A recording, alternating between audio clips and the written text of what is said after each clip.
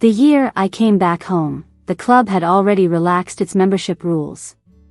Alan finally got to bring his new girl, Ella, inside. She snuggled up to him, beaming. "Heard you just got back from overseas. You don't think you're the one Alan's still hung up on, do you? Do you even know how much he loves me? He knelt at my door for 3 days just to get his parents' blessing to marry me." Watching her flaunt this in front of me made me feel a pang of regret. Why did I care so much about preserving her fragile ego and opened up the club like that? Jet-lagged, I crashed at home for 2 whole days. My mom knocked on my door. "Carrie, are you?" She hesitated. "Are you still hung up on Alan? You've seemed down since you got back and haven't left your room. It's been 3 years. You need to let go. He's about to settle down and get engaged to someone else. You should find someone new." Seeing my mom tread so carefully, afraid of hurting my feelings, made me laugh. Over those 3 years, despite explaining countless times that I went abroad to further my education, not to escape heartache from Alan calling off the engagement, my mom never bought it. She worried I'd stay stuck in past failures. Growing up in a single-parent household, my mom did everything she could for me, gave me love and money, yet she always felt guilty, fearing my life wasn't good enough. Remember that whole big scandal when Big Shot Ben cheated with his new fling and split from Kate? Well, those two were my parents. They divorced shortly after I was born, ending their so-called fairy tale wedding. My dad bailed on parenting, but I never felt that missing piece because my mom was enough. No one believed me when I said I was over Alan, not even my pals. So, for 3 years, a running joke persisted in our circle: Carrie ran off to Germany for some heart-healing escapism. Truth is, I just couldn't come back because I couldn't graduate fast enough. People say, the 3 years of undergrad in Germany will be the most memorable 7 years of your life. It took me an extra year for a 2-year master's. Telling the truth would be an even bigger joke, so I didn't. My mom looked at me, concern etched in her features. "Carrie, you liked Alan so much before. His engagement must be hard for you." Grabbing her hand, I cut her off. "Mom, please. I swear, Alan is ancient history to me. Stop believing the gossip." I made it clear, the only things on my mind were school and career. To convince her, I pulled up Alan's social account, checked his engagement announcement post. Next month's the engagement. If things go well, he'll tie the knot next year. I scrolled down. "See, Mom? I really, truly don't feel a thing for him. I'm even giving them a big gift to show my happiness. Look here, Mom." Alan complained about how hard it is to join the club. He couldn't bring his fiancée along. "So, I'll make a call and ease up admissions, just so they can enjoy it together. Is that proof enough that I wish them well?" Mom agreed easily. "Everything here will eventually be yours. So if that's what you want, then go ahead." After she left, my bestie Bella called. "Hey, saw the news in our group chat? Tracy insists we should get together tomorrow. You in?" My reflexive decline was cut off by her yelling, "Let me guess, you're not coming." "Why not? Don't tell me Alan's still on your mind." Too many people had asked me that by now. It made my head hurt. "I'm in. Yes. Just stop asking. I'll be there." The next night, as soon as I stepped into the suite, chaos erupted around me. "Hey, Carrie's finally here. Guess we still exist in your world despite your years overseas." The banter flew. I plunked down among them. Bella stirred the pot with her loud voice, so I flung an arm around her. "If Alan shows up, no stunts, okay?"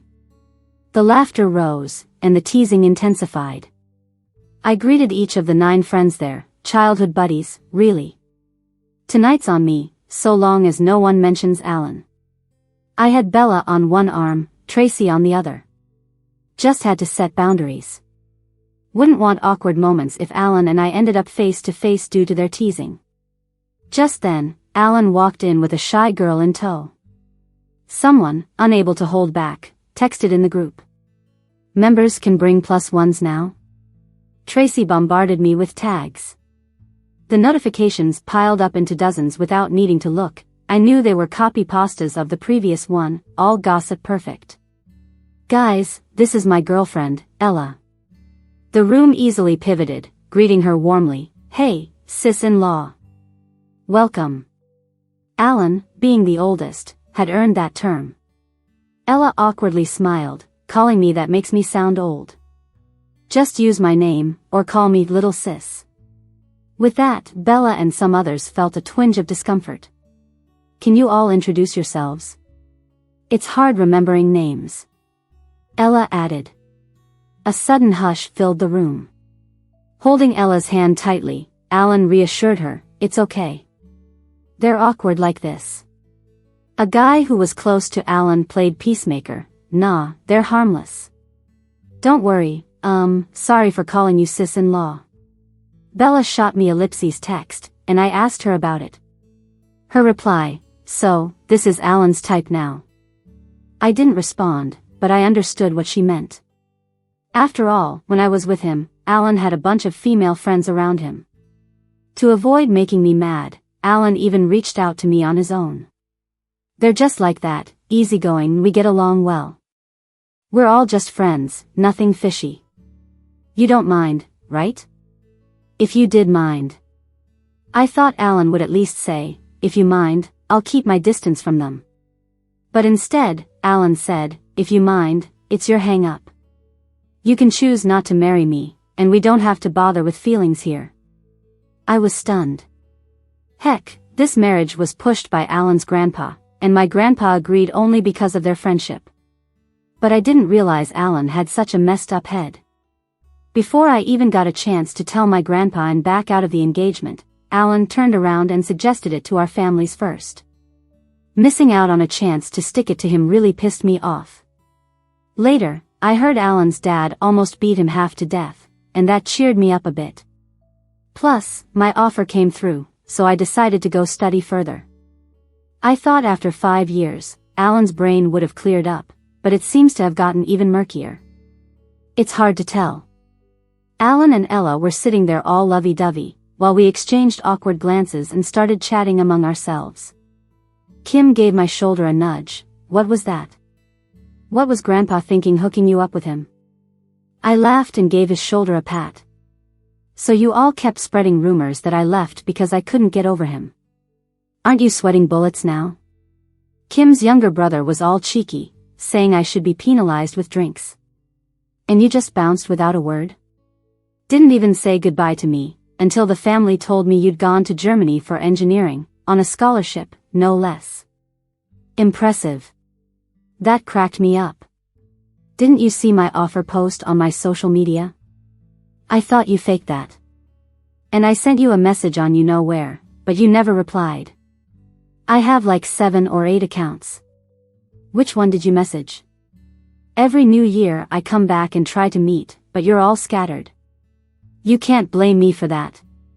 Bella's face was about to split open. Don't even start. My family's been harping on about matchmaking every year. If I don't travel, I'll end up losing my precious single status. I was amused and prodded everyone about their love lives. Turns out, none of them are in a relationship, not even Tracy, who's known for being head over heels, but she broke up with some jerk. Well, it seems we're all in sync. As we chatted, a message popped up in the group chat. It was from Alan. He wrote, I think you folks are purposely putting my girlfriend in an awkward spot. A few seconds later, he added. You're all so focused on talking amongst yourselves, it's clear you don't want us involved. I glanced at Ella, snuggled in Alan's arms, then at my friends who froze with their phones in hand. She was all love-struck, while my friends looked puzzled. I hadn't even vented in our private mini-group chat without Alan before I got a solo message from Alan. Did you start this? I didn't even bother to open it, let alone reply. If you still like me, that's no way to treat my girlfriend. It's mostly your fault she doesn't fit in. I looked up and stared at Alan. Yeah, it's all my fault. Happy now? Sometimes, having some self-awareness is a good thing. Suddenly, my head felt big. I shouldn't have asked Mom yesterday to relax the membership policy just to help Alan's girlfriend fit in. Turns out, I'm the real sucker here. A second later, another message from Alan. Why did you just look at me? Even if you still like me, you shouldn't bother me, you should control your gaze. Our thing's ancient history. I don't want my girlfriend to misunderstand us. Even if you keep looking, it doesn't mean we can go back to what we were. I'm about to get engaged. Stop being so shameless. Wow, Alan, aren't you full of yourself? I instantly screenshot and dropped it in the small group chat. Everyone started blowing up the chat, while I just posted a meme saying I'm naturally quiet. Kim burst out laughing after seeing the message, which didn't escape Alan's grumpy look. Luckily, nothing escalated and Alan didn't message me again. I was immersed in a new game developed by Bella's company when Ella spoke up. Alan, this place isn't all that great. The fruit is nice though. And to think they used to not allow guests in. What a waste. I wouldn't come if invited. Ella criticized endlessly while munching away. I remember when the membership card was personal and not everyone could come, it depended on wealth and status.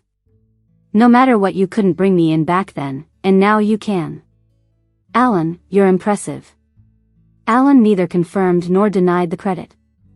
Everyone looked awkward, stealing glances between me and Ella. I silently griped to myself, sure, all credit to Alan, alright? Ella fed Alan a grape, giggling as he ate it. Do I look like a concubine feeding grapes to an emperor? No, thanks, you don't, 'cause you'd never be a concubine with that brain. This sudden relaxation of rules wouldn't happen unless they're reaching out for more customers because of a downfall, Alan. If it goes under, would you buy it? Thanks for the concern, but no. After all, the legend of Far Voyage Club in the industry has been around for ages, with rising yearly revenues. Suddenly, I felt someone watching me. Looking up, it was indeed Ella, staring at me intensely. When she realized I noticed, she didn't look away. Instead, she gave me a smug smile, which left me baffled. Seeing her, I suddenly remembered Alan's past close female friends. I still remember, whenever they saw me, they'd look just as smug. It was like stealing Alan away from me was some kind of grand achievement for them. I thought it was hilarious back then. 5 years later, it still is. I sat there casually sipping juice, eating melon, snow lotus fruit, and grapes. I glanced at Ella, who kept devouring grapes. It's funny how she badmouths the club yet doesn't stop eating. I popped another grape in my mouth. At $3,000 a pop, they better taste sweet, right? Giving them to her seems like a waste, might as well feed them to pigs. I went to the bathroom and saw Ella at the mirror, sending a voice message. This is the Voyagers Club. You guys haven't been here, have you? My boyfriend brought me in, jealous? Even the bathrooms here are luxurious. When I came out, Ella's expression faltered for a moment but then reverted to a smug look. You don't think you're the legendary love of Alan's life, do you? She said. Thanks, but I'm not that narcissistic, I replied. Don't flatter yourself, Alan doesn't even like you, she scoffed. Do you know how much Alan loves me? He even knelt in front of my house for 3 days to get his parents' approval to marry me. I felt speechless. Thanks, I'm really glad Alan doesn't like me, otherwise, I'd go crazy. I stood there, curious about the more outrageous things Ella might say. I'd heard there are monkeys that perform without prompting, now I've seen it. Sure enough, Ella didn't disappoint and started up again. Even if you and Alan were childhood sweethearts, you still lost to me, didn't you? If I were you, I wouldn't even show up, too embarrassing. It was so ridiculous, I returned her words verbatim. Ella seemed a bit flustered. You think you're cool just because you're rich, huh? What are you so smug about, loser? You don't think anyone really likes someone like you, do you? So, that's how you climbed up, huh? I asked casually. Initially, I didn't want to argue, but I could hardly stand it now. I really felt like clapping back. Really? What did you say? Ella looked confused. I don't understand what you're talking about. After Alan and I broke off our engagement, his family introduced him to other girlfriends. But suddenly you were his girlfriend after he left the club one day. So, you're just one of those close female friends who ended up replacing someone? You. Ella pushed me. Who are you calling a replacement? Alan and I are in love, it's his choice to like me. What's it to you? I pushed her right back.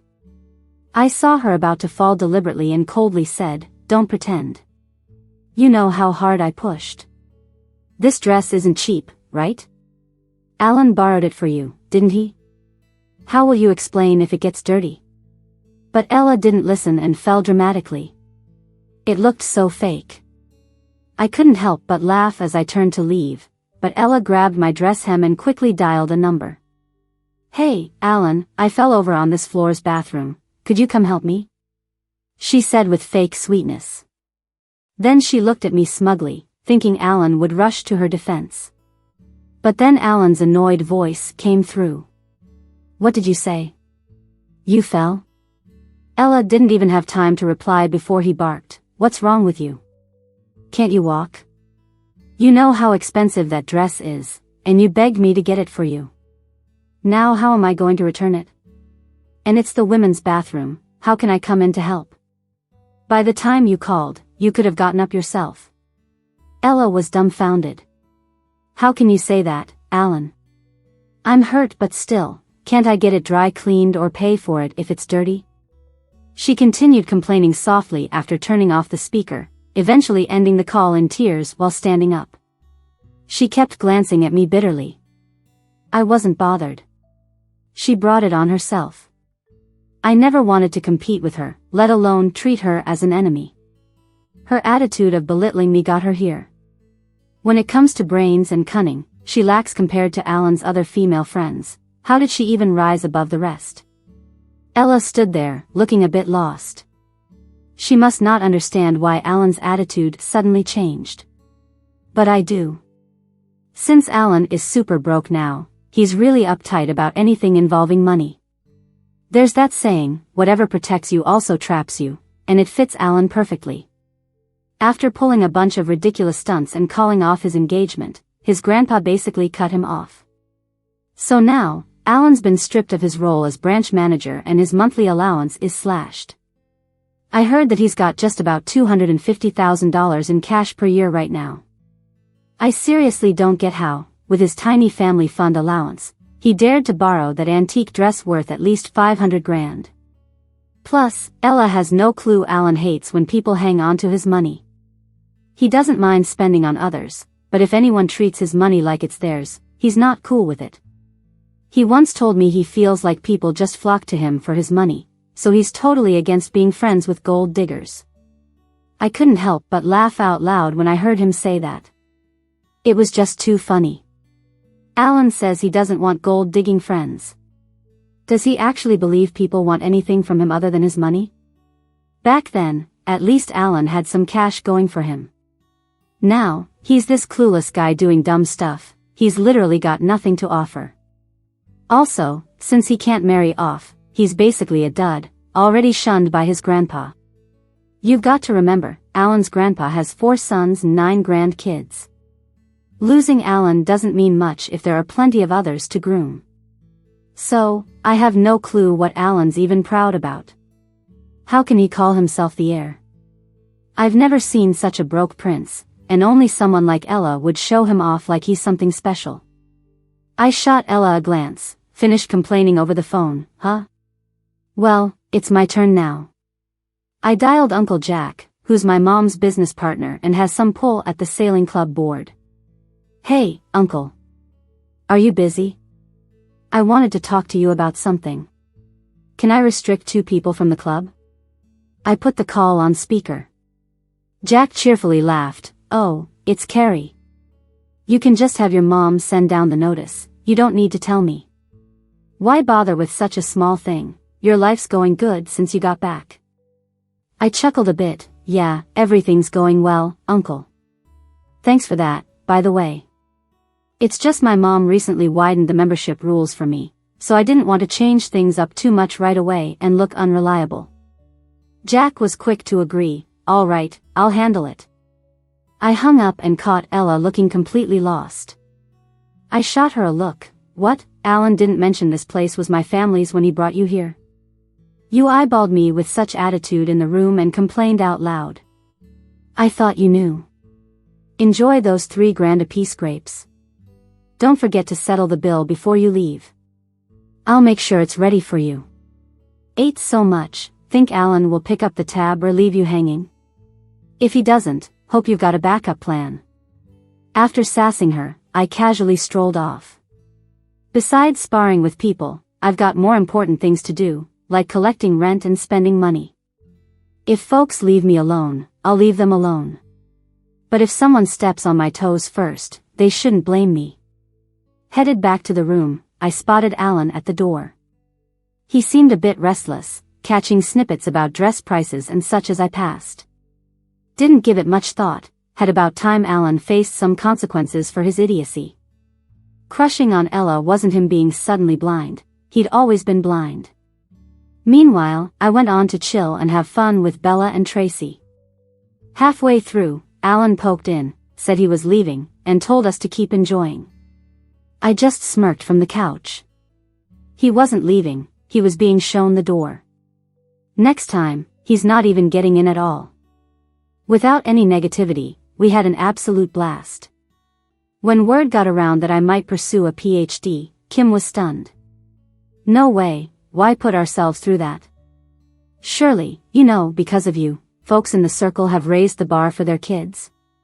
My dad just wanted me to steer clear of being an entrepreneur, but now he's added, gotta get good grades.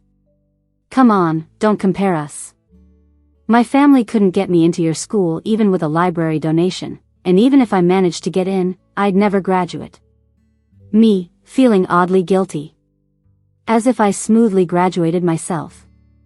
Didn't expect Alan to be so dead set on marrying Ella. And didn't expect Ella to send me an invite herself. Bella, Tracy, and I looked at our invites and just stared at each other. Seriously? What was she thinking? When it came to the gift, my mom suggested, just stick to standard cash for the wedding gift. But as an engagement present, why not give that girl the conch pearl set? I recently snagged a beautiful set at auction, and you giving it would seem quite generous. My mom sliced an apple, offering it, here, sweetie, take a bite. I happily took it. There's no beating being mom's precious girl. I considered it, shook my head, Mom, better not. I'm worried they'd overlook its worth and gossip about why I sent them conch pearls as if they're beneath them. Mom seemed puzzled. Is she really as off as you say? I nodded affirmatively, while my godmother sat nearby, clicking her tongue. Wow, if Carrie's describing it that way, that must be something. Alan's a fool, worse than Ben and Ken. Ben being my awful dad, and Ken my godmother's ex, previously my godfather. Mom and godmom never keep secrets from me, we're open about everything. I even remember godmom sharing tales of how unbelievable my dad and her ex were to me as a kid, though it's been so long, I barely recall. I was watching my young, beautiful, rich and elegant mom and godmother. Mom, godmom, can you tell me about your outrageous ex-husbands again? I just really want to hear it. My mom brought over a plate of sunflower seeds. Come on, let's chat over snacks. Godmom went to the fridge for drinks. Drink more water, so you don't get thirsty while talking. Me, why does this sound like it's gonna be awesome? Godmom started first. When Ken, that jerk, became successful, the love of his life returned home. In front of everyone, he humiliated her, saying the 8 years and 33 days they were in love was like feeding a dog. I calmly filed for divorce because he could claim he loved his sweetheart for 8 or 10 years, but not like that. If it meant nothing, how could he remember the exact days? He tried to hide his feelings with words, but his eyes betrayed him. But that jerk ended up miserably. He insisted on raising a child for his sweetheart who wasn't even his. In the end, the child stabbed him to death. Plus, his sweetheart never loved him in the first place. She just wanted to scam him for his money. God, Mom happily popped some fruit into her mouth. Why choose to be a jerk? That's a killer ending. My mom also ate some fruit. Your dad was a jerk too. In the 5th year of our marriage, when I had you, he transferred all his shares to you. Because the woman he was seeing on the side had a child too, and he felt guilty. People congratulated me on my new baby, claiming even rich marriages could have true love. But I knew our marriage was beautiful on the outside and rotten on the inside. The mistress was restless and sent messages to provoke me near my due date, but I hadn't checked that phone. Who knows what could have happened? I really don't want to imagine. Luckily, he didn't end up well either. My mom spoke with confidence. It proves you shouldn't be a jerk, otherwise, there's no happy ending.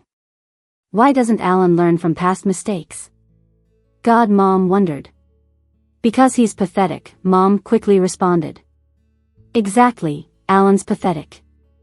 Unexpectedly, I wasn't invited to Alan's engagement party but instead to his grandma's 70th birthday banquet. Tracy, Bella, and I went together. The grandma didn't have granddaughters. She always spoiled us as if we were her own, and we called her Granny. Our moms arrived early to chat with the grandma. We timed our arrival perfectly. On our way, we saw Tracy and Bella's exes. Talk about a small world. I heard each one was a weirdo. If it wasn't for being late, we'd have stayed in the car. In the old house's living room, we were looking for a quiet spot. Suddenly, Alan's grandma pulled us over. My dears, why sit alone? Come talk with Granny. When she dragged us to the table where Alan and Ella sat, I was stunned. Granny, you're really throwing us under the bus here. Carrie, sit next to me. Granny held my hand. Why don't you visit anymore?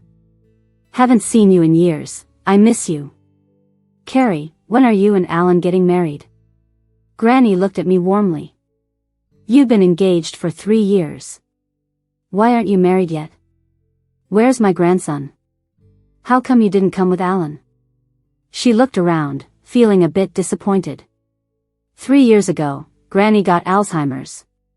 She barely recognizes people, especially Alan. She only remembered his name, but couldn't match it to a face. Alan sat across from her looking sad. He wanted to speak, but didn't. Lily, when will you and your boyfriend Dave get married? Granny continued. Didn't you gift him a car and house? Is the wedding near? And you, Lisa, when are you marrying Eric? Right, what's Eric's name? It's hard to remember. Is it Eric? Granny smiled. Alan said Eric wrote you 600 love poems. He's a good guy. When are you 3 getting married? I watched you grow up. Give each other company. Granny will prepare big red envelopes for your weddings. Turns out Granny was curious about love stories too. Alan, Tracy, Bella, and I were dumbfounded. No one spoke. Lily broke the silence. Granny, I broke up with him 3 years ago. I glanced at her, unsure if I should say the same. After all, Alan and I broke off our engagement 3 years ago too. Bella was also shocked and whispered to me, didn't I date Eric back in middle school? How does Granny remember? I thought, maybe because 3 years ago, when you became an actress, your real identity was revealed. Your boyfriend declared his love online with those 600 poems, sparking Granny's memory? Bella, that makes sense, but it's so embarrassing. Bella then wondered, Granny remembers so well, why can't she remember her own grandson? Isn't Alan her favorite? She wasn't quiet. Possibly the Granny, who was hard of hearing, might not have heard, but others did. Now, it was our turn to look at Alan. Alan looked even more awkward and moved closer to Granny. Granny, don't you recognize me? I'm Alan. Granny glanced at him, puzzled. Who are you? Alan looked worse. Granny, you remember them, but not me? I'm really Alan, didn't you just ask for me? Who called you? Granny got defensive when he kept talking to her. Why keep talking to me, do we know each other? Granny moved her chair nearer to me. Carrie, who is that guy? Why does he keep talking to me? And he's dressed so shabby. Is he trying to sell me insurance or something? I'm not buying it. He looks like a scammer. Grandma had a look of disdain on her face. It's hard to believe anyone would treat their own grandson like this.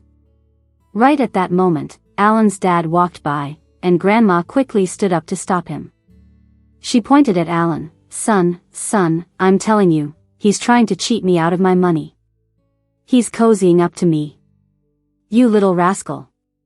Maybe because there were a lot of people around, Alan's dad lowered his voice, saying, I'm gonna cut your allowance, and now you're targeting your grandma. Alan got up, trying to defend himself, but was shut down. Sit down. Haven't you embarrassed us enough? After his dad left, Alan sat there without saying a word. Ella finally spoke up. Grandma, you got it wrong. Alan and Carrie were engaged a long time ago. They broke it off ages ago. Nonsense. Carrie's such a catch. How could Alan call off the engagement with her? You better not spread lies. Grandma was furious. Spreading rumors is illegal. You could get arrested, and you both can rot in jail. Ella got a little anxious. Grandma, I'm not lying. You're mixing things up. Alan's getting engaged again soon, to me. We're getting engaged this year and married next year. I'm your future granddaughter-in-law. Grandma was even angrier. I don't want to talk to you. You're twisting things. I don't even know you. Ella was getting mad too. Grandma, how could you do this? You remember strangers more than your own grandson. Enough. Alan was visibly upset. Ella, why do you talk so much? Things were about to blow up, and Ella frowned. Alan, why are you talking like this?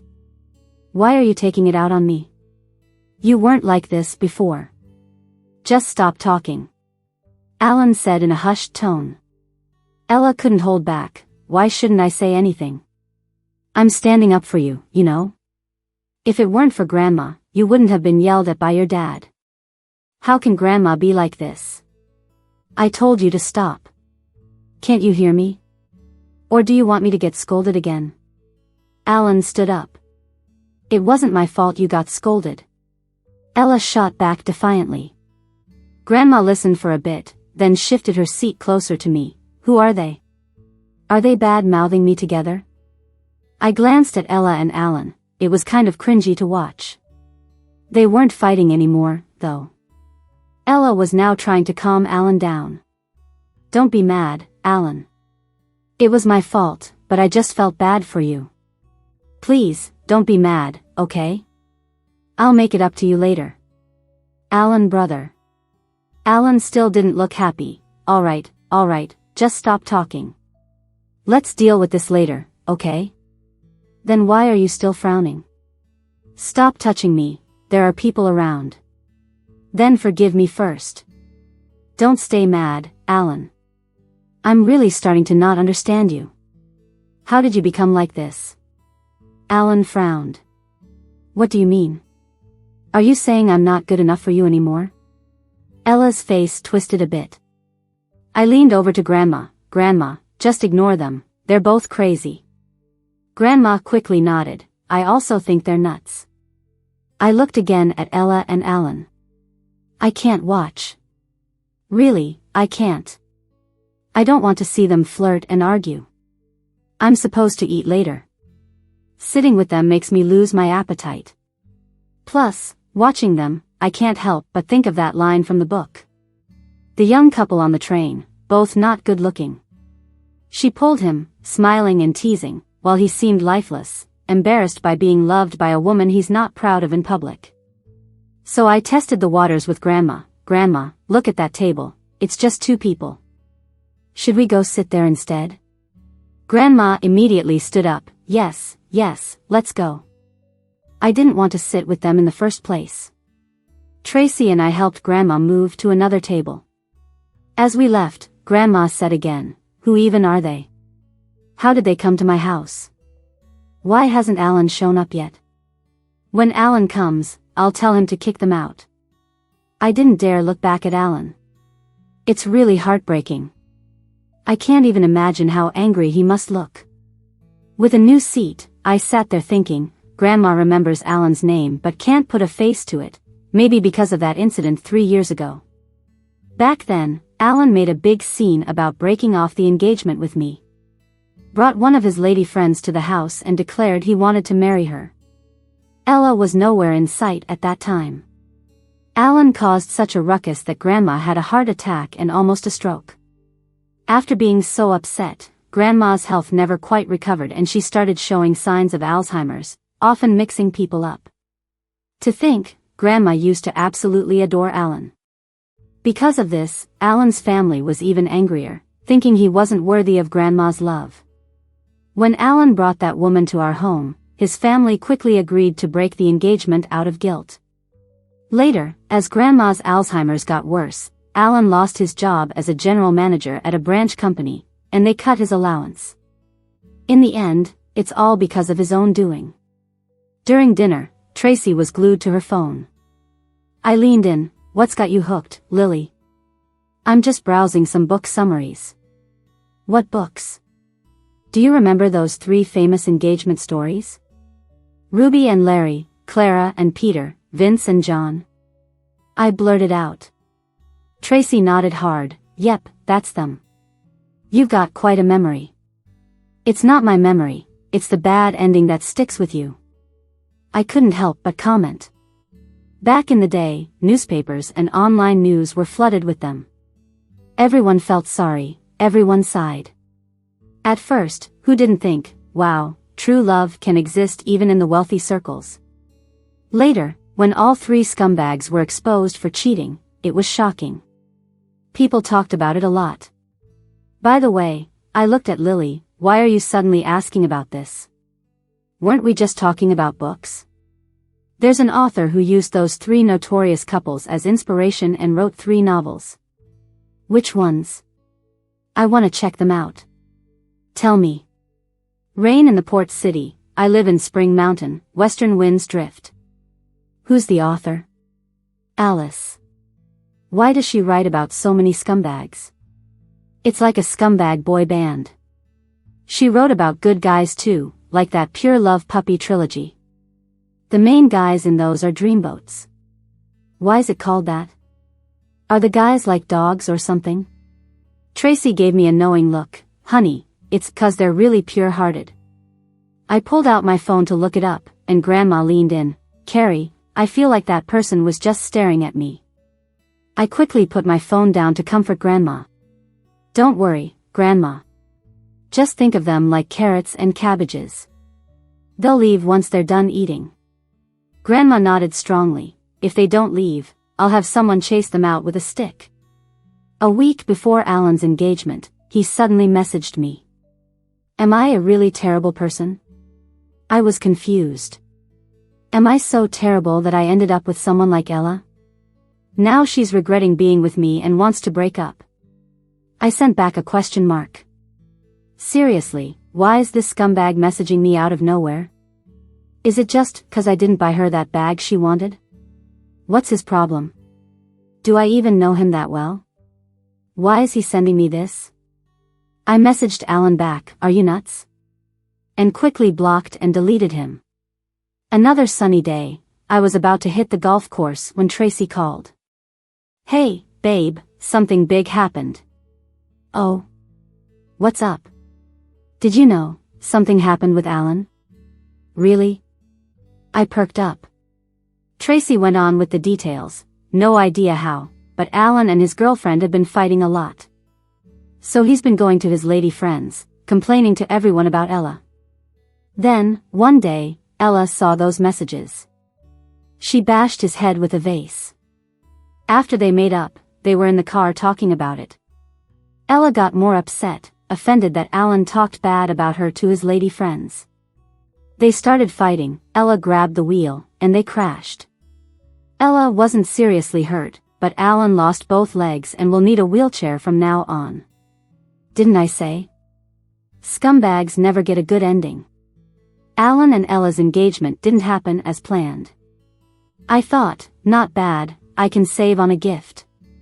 Half a month later, I happened to pass through that old house and heard arguing at the door. We were never even officially engaged. Why should I stay here? Alan's like this now, why should I marry him? If it wasn't for you, my son wouldn't be like this. I'm telling you, Ella, now his dad and grandpa aren't helping him anymore. If you dare break off the engagement, I'll call the cops and hold you responsible. My son's a cripple because of you. I'm telling you, Ella, either you marry him, or you go to jail. He's got such a bad temper now, always hitting. Why should I marry him? Do you even know he's abusive? That's your fault too. If it weren't for you, you little witch, my son wouldn't be like this. I picked up my pace. All this drama, I'd better keep my distance. After all, my ex is doing so badly, I'm scared he'll ask to borrow money. The next moment, I heard something fall. How dare you, Ella? How could you push my son's wheelchair down the steps? Look at his head, it's bleeding, he hit head first. Are you trying to kill him? I'd rather die than marry this useless Alan. Suddenly, there was wailing, my son, why aren't you moving? Alan, what happened? Oh no, my son's not breathing. I stood there, frozen. Well, guess I'll be spending money on something else.